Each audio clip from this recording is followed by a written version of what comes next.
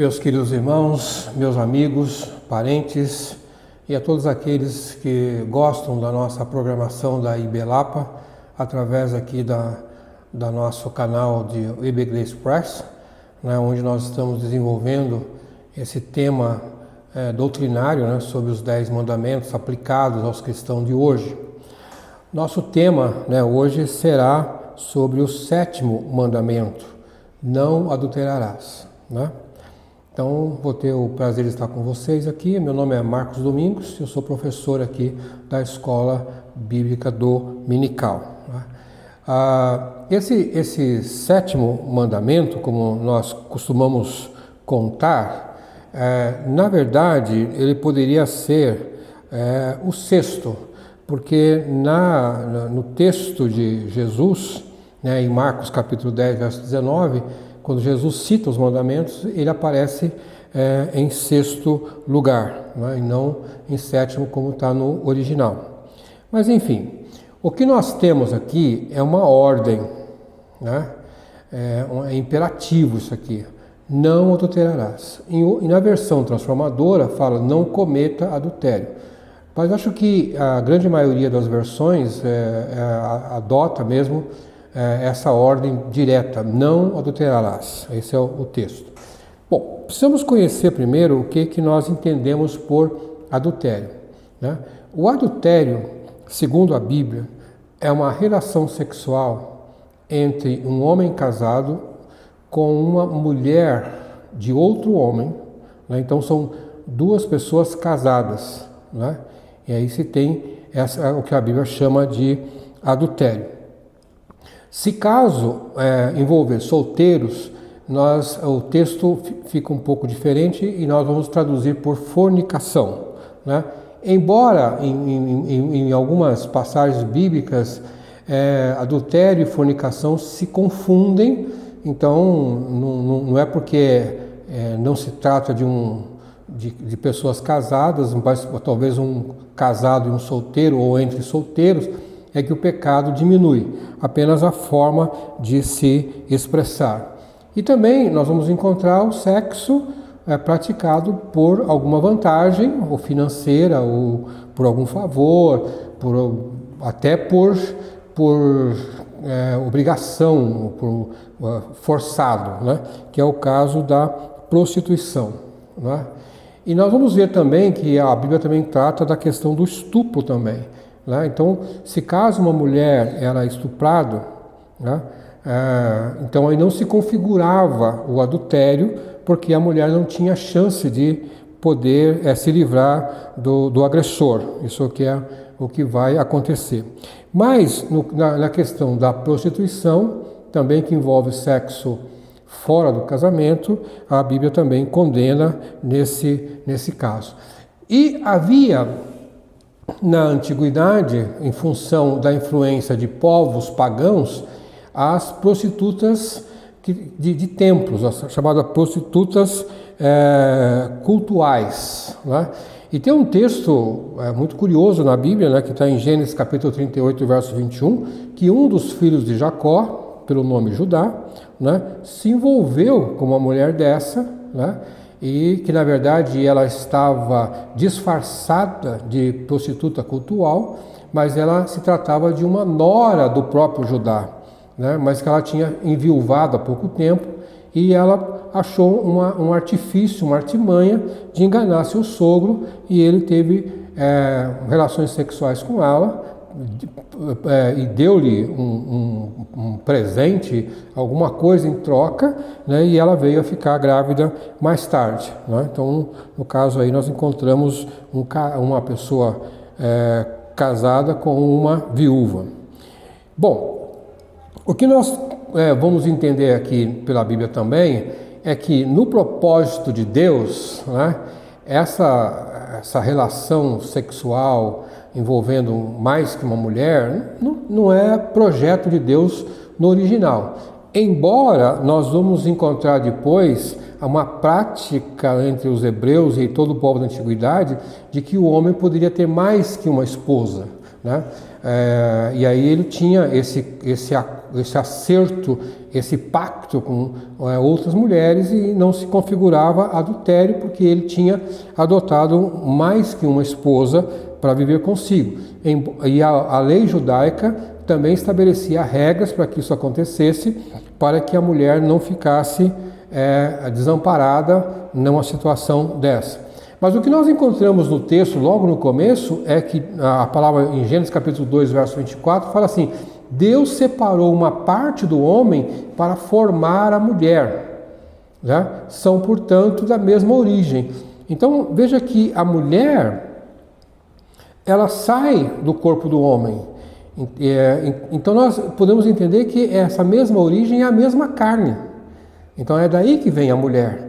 Ela não é nem um pouco menor, nem um pouco diferente do que o homem, é da sua própria natureza. Não é? E aí na sequência, Deus vai dizendo assim: e deixará pai e mãe, se unirá a mulher, e serão uma só carne.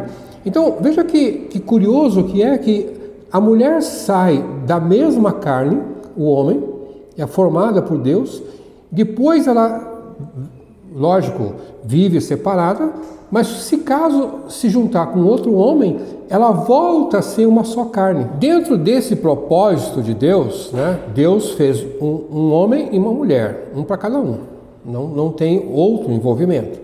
E o texto de Gênesis capítulo 2, verso 24, fala que a mulher vem da mesma origem, ou melhor, da mesma carne. Ela é uma só carne com o homem desde a criação.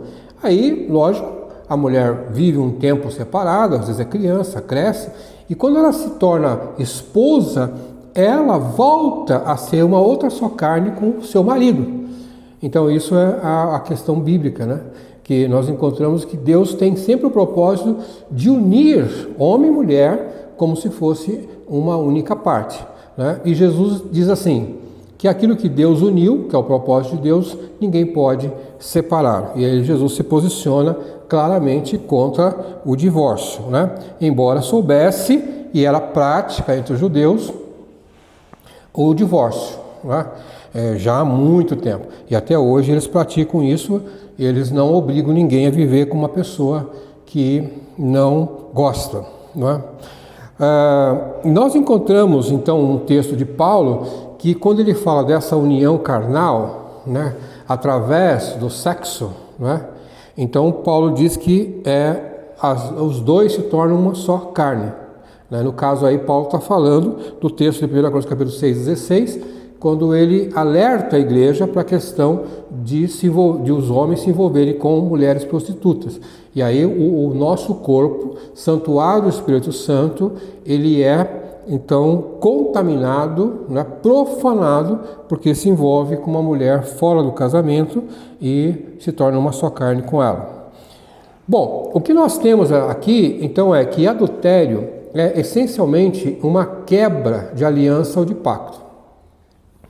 Então, uma vez que o homem se uniu à sua esposa e se tornou uma só carne, e se ele procurar uma outra mulher e se unir sexualmente com ela, ele se torna uma carne com ela também. Então, não pode ter aí, no caso, uma mulher que pertence a outro homem, né, uma só carne com aquela e uma só carne com a esposa original. Isso é uma coisa esquisita. Então, ele quebrou isso. Então, há um entendimento de que o que marca o casamento, que dá o início à união conjugal, é o ato sexual. Tá? Então ele só se configura, de fato, nós podemos pensar isso biblicamente, que havendo a relação sexual, o homem se torna uma pessoa só com aquela mulher. Né? Isso é o que nós podemos concluir pelo texto bíblico. Serão uma só carne, e isso aí, obviamente, consequência da união sexual. Do ponto de vista familiar, esse mandamento tem o objetivo de proteger a família, não é? Então, quando Deus coloca limites para a relação homem-mulher, para não buscar uma mulher que pertence a outro, é uma proteção à família. E proteção também do ponto de vista de violência, porque a pessoa ofendida, o marido traído, poderá também querer uma revanche. E aí nós teríamos uma facilidade do crime. Então isso põe limites. E nós sabemos que em muitas épocas da história, os homens eram tão poderosos, tinham tanto poder, e as mulheres viravam propriedades dele, e eles achavam que poderiam ter relações com qualquer uma. Não é?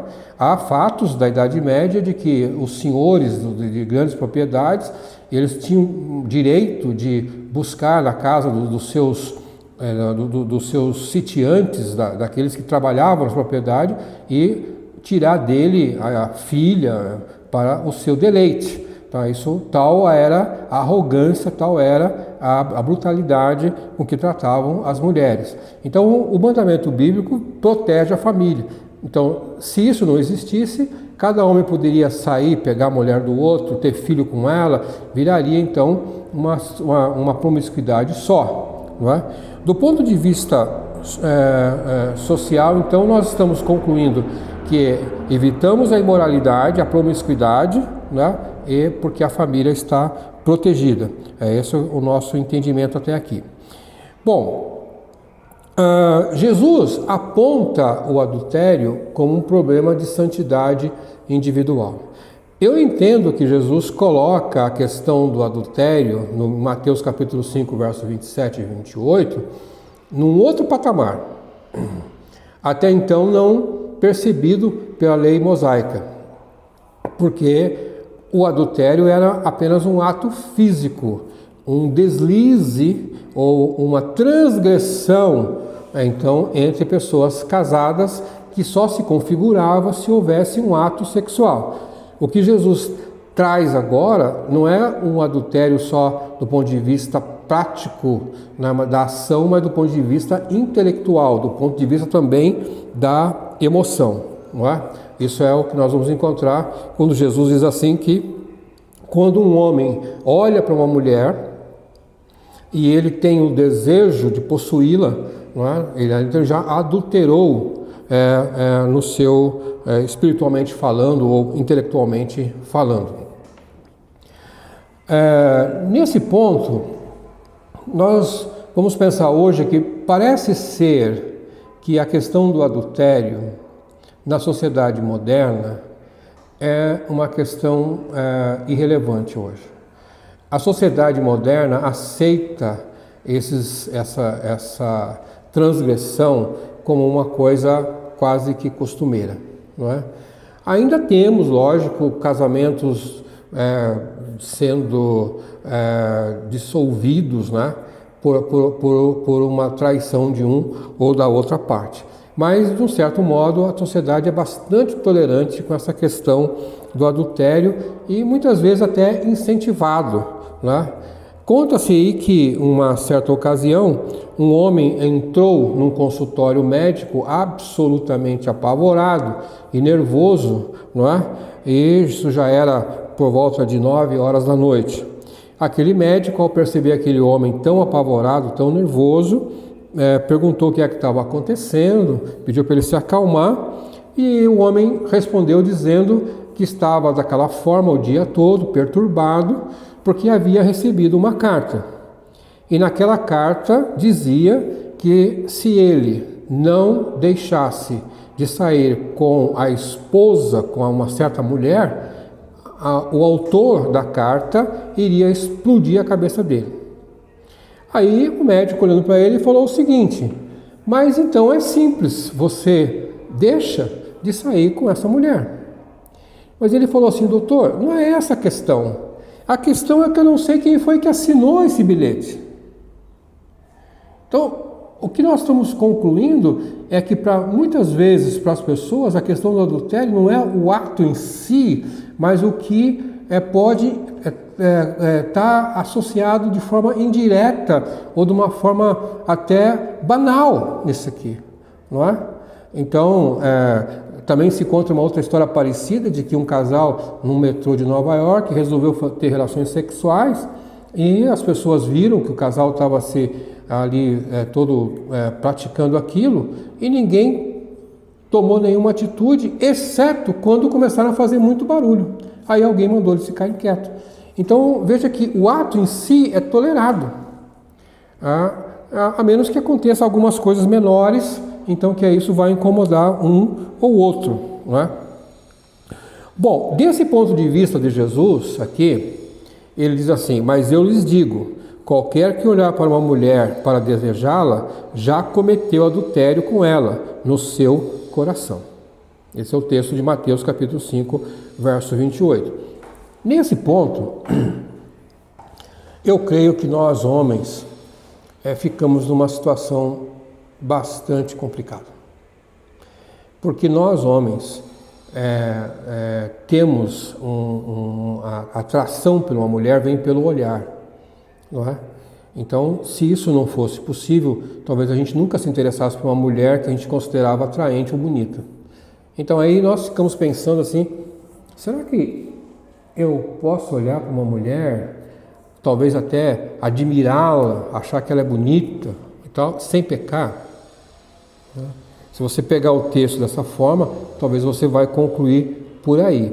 Mas certamente Jesus não estava querendo falar dessa admiração que você pode ter por uma pessoa A ou B.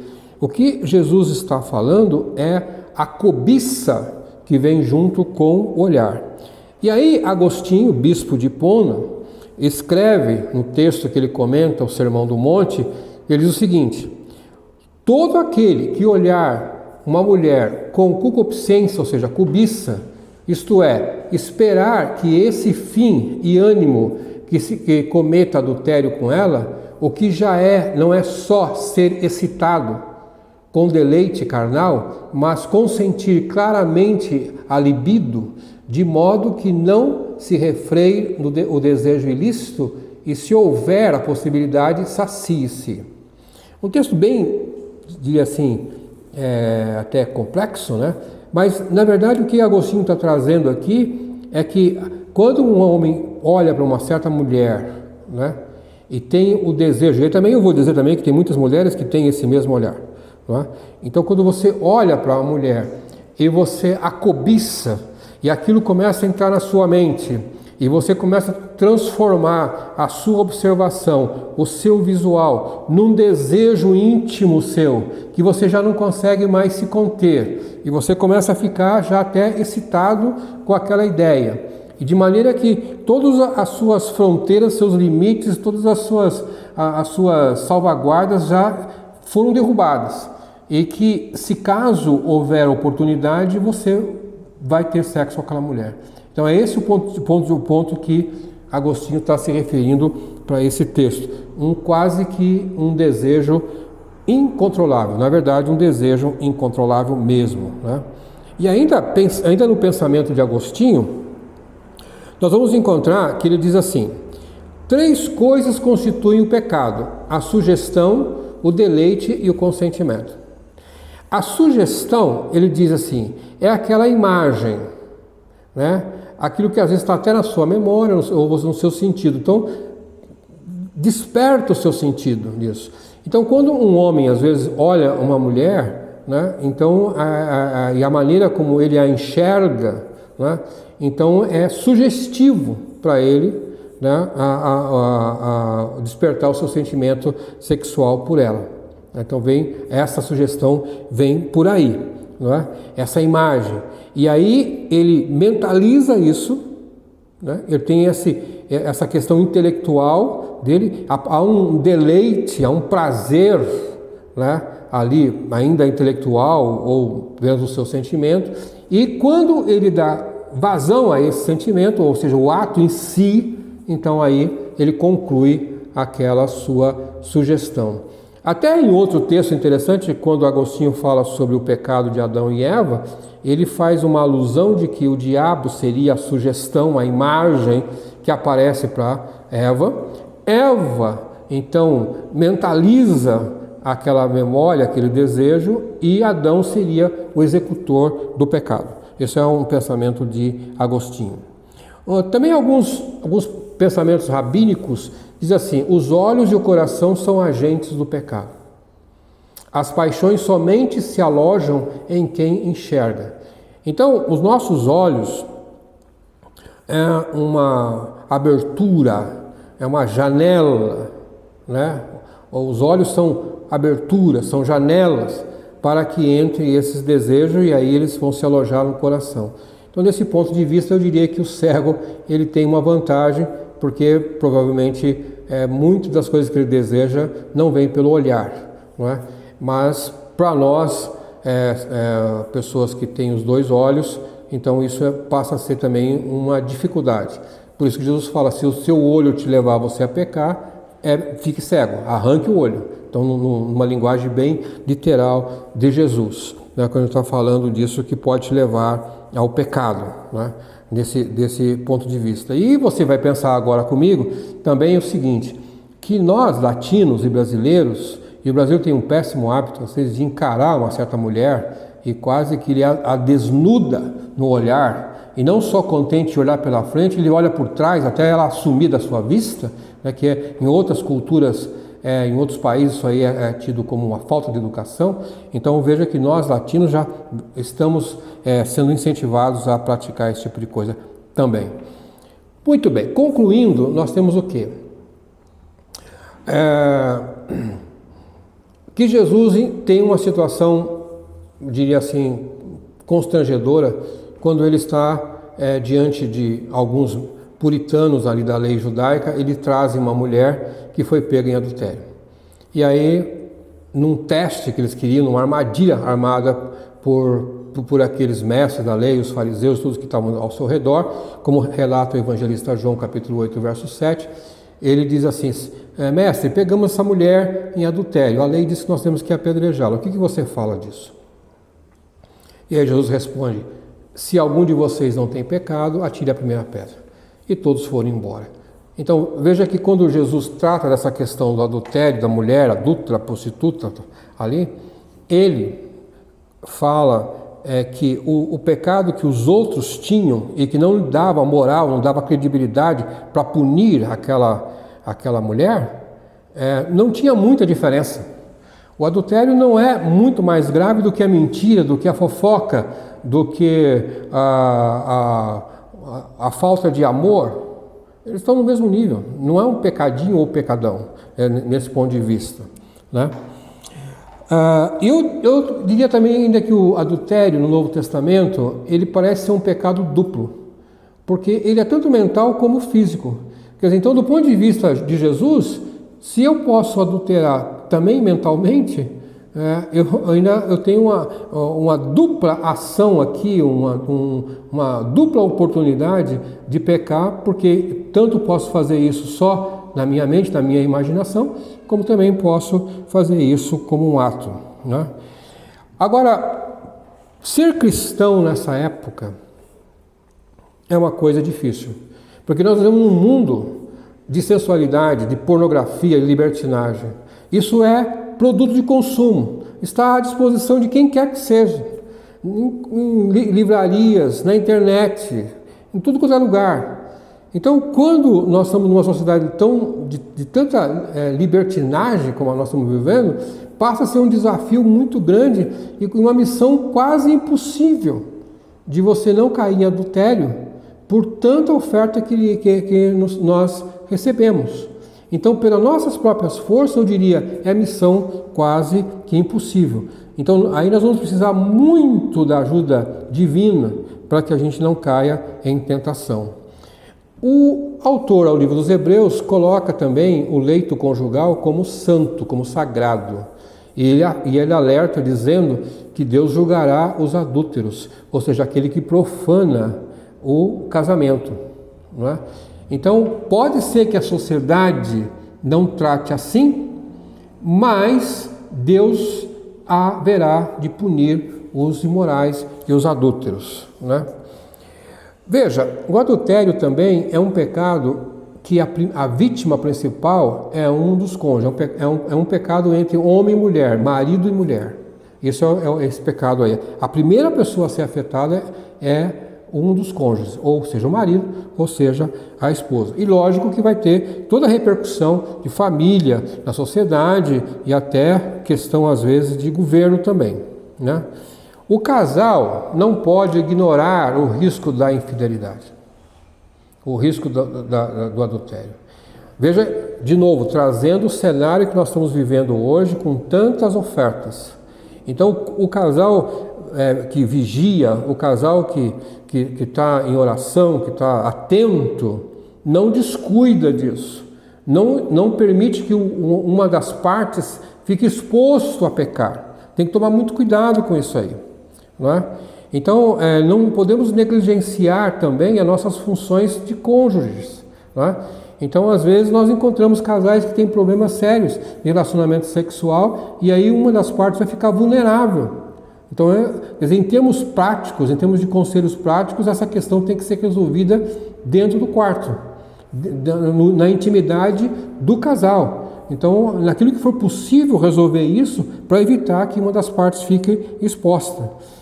Nós sabemos que o diabo não pode ler nossos pensamentos, mas ele observa os nossos atos. Se os nossos atos estão voltados para a pornografia, para a literatura mundana, para conversas torpes, para às vezes até para intimidades com outras pessoas fora do normal, ele observa isso e conclui que você é uma vítima fácil, uma presa fácil para o adultério e vai te oferecer isso. Concluindo, queridos irmãos, às vezes é melhor para um dos cônjuges, marido ou mulher, passar por bobo, que não percebeu nada, desentendido, do que se deixar levar por uma proposta indecente. Mas nós só vamos vencer o diabo nesse ponto, e não vamos dar lugar para ele, se nós nos conservarmos em oração e na dependência de Deus. Eu desejo a você que você seja vitorioso nesse tema, não é? E que não permita que o seu casamento, a sua relação com a sua esposa ou com o seu marido seja estragada por um deslize dessa natureza. Que Deus te abençoe.